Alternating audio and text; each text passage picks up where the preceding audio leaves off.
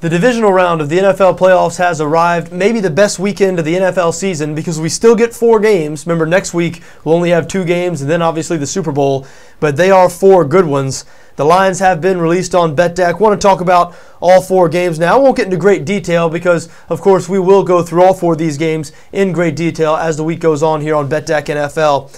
But I want to talk about them anyway because the lines have been released and I have some opinions on all the games and all the lines here. Let's start in the NFC.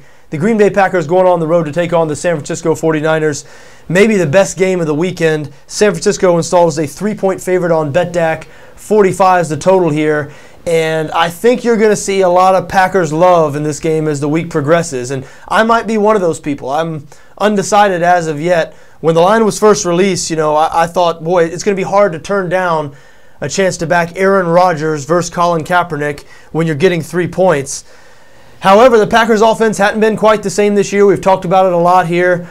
But they've played their best football over the last 3 or 4 weeks. 2 of their 3 highest scoring games of the season were their final 2 games. And they played well on offense last week against Minnesota. They really only scored 24 points because they didn't have to score anymore. They were up 24-3. They sort of shut down, stopped attacking on offense in the 4th quarter. So the Green Bay offense seems to be coming around. The San Francisco defense, one of the very best in the NFL. That's going to be fun. I think the key to that game is going to come down to whether or not Colin Kaepernick can protect the football because he's done a good job of it so far. I mean, he's still playing, but you'd have to be nervous about that, I think, if you're a 49ers fan. He's a very young, inexperienced guy. There have been times this season when he's been a little careless with the football, and I don't think they're going to ask him to do too much because I think San Francisco is going to rely on that, play defense and run the ball formula to win, but he's got to be good enough. He can't turn it over and give Aaron Rodgers short fields. Anyway, it might be the best game of the weekend, as we said.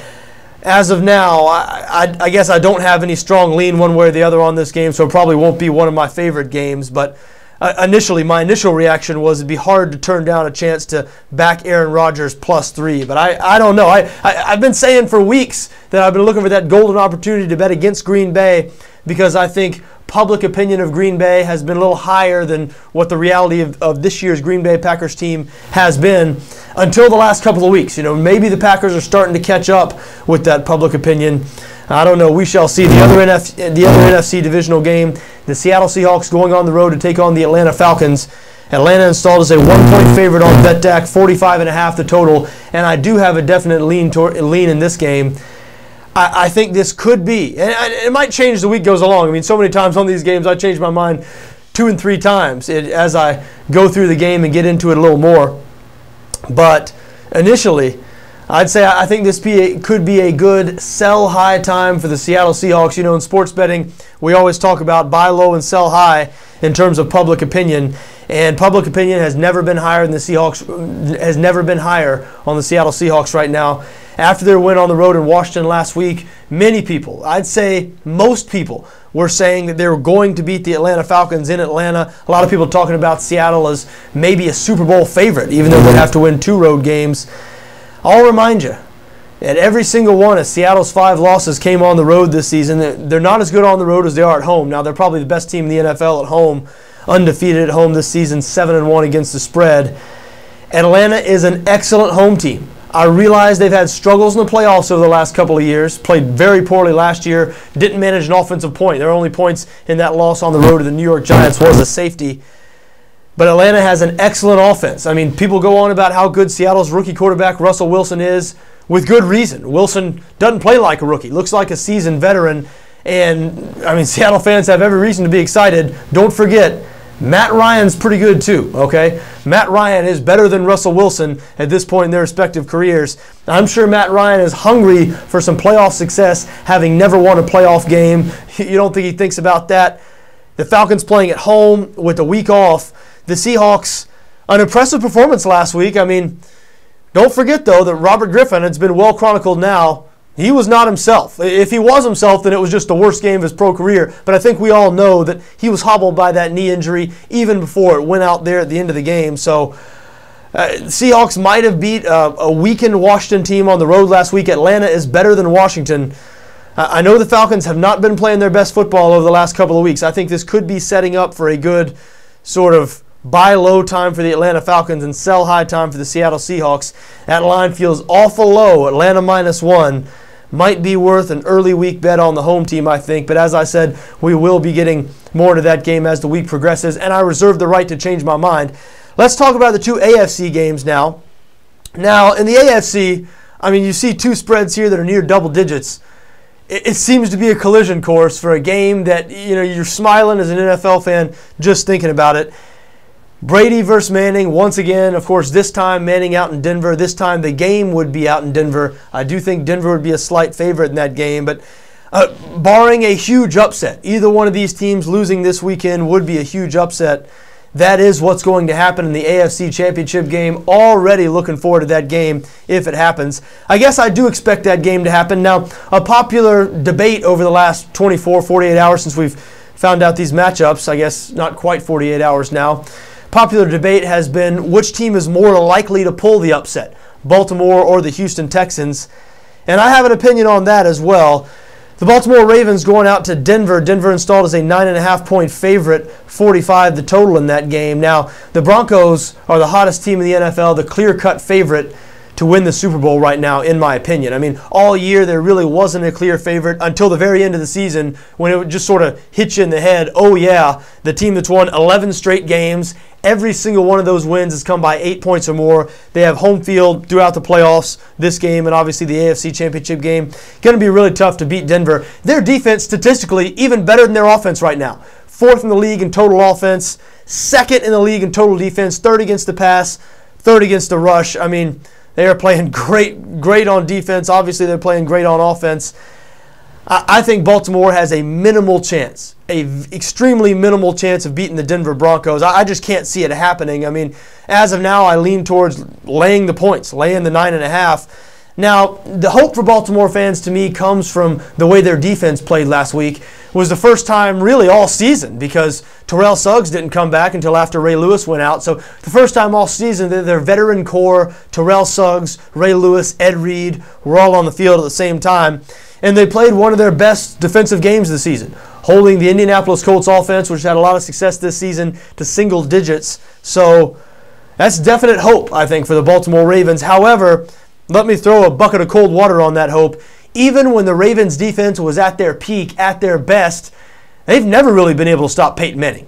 They've never really been able to beat Peyton Manning when it matters. I mean, if it weren't for Peyton Manning, you could argue that the Ravens would have a couple of more Super Bowl wins right now because they've had a lot more success historically against Tom Brady and the New England Patriots than they have against Peyton Manning. Manning 7-0 against the number the last 7 times he's taken on the Baltimore Ravens. I know all those times have been with the Indianapolis Colts, but this year's Denver Broncos team, I mean, Peyton Manning never had a defense like this with the Colts. He never had a top 5 defense in all his years in Indianapolis.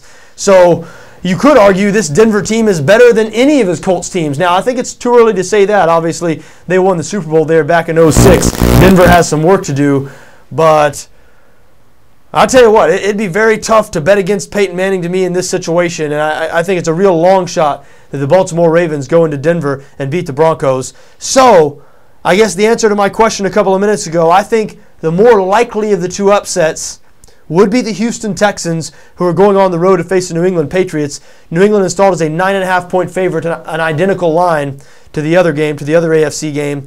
48 the total in this game. And look, do I expect the Texans to win? Absolutely not. I do not. I do give them more of a chance than I give the Baltimore Ravens. Listen, Houston's a good team. I know they played extremely poorly in the month of December, collapsed, losing 3 out of their final 4 games. It didn't even get a bye in the first round, much less home field, which they could have locked up. It looked like they were going to lock up. They had a 2-game lead entering December in the race for home field, but they lost 42-14 on the road in New England a month ago that started that 3 losses in 4-game slide. And I think the popular opinion, even coming off of the Texans win on Saturday, I believe it was, against the Cincinnati Bengals, the popular opinion has been what's really changed in the last month. I mean, the Texans have not been impressive since that game. New England has continued to be impressive since that game. New England's defense has improved as the year has gone along. Pitched a shutout in their last game against the Miami Dolphins. So I think a lot of people think, well, it's going to be sort of same old, same old. You know, Houston's a good team. these are professionals with pride. I mean, Tom Brady might be clearly better than Matt Schaub. Aside from that, I'm not sure you could say any one part or position of the New England Patriots team is better than the Houston Texans.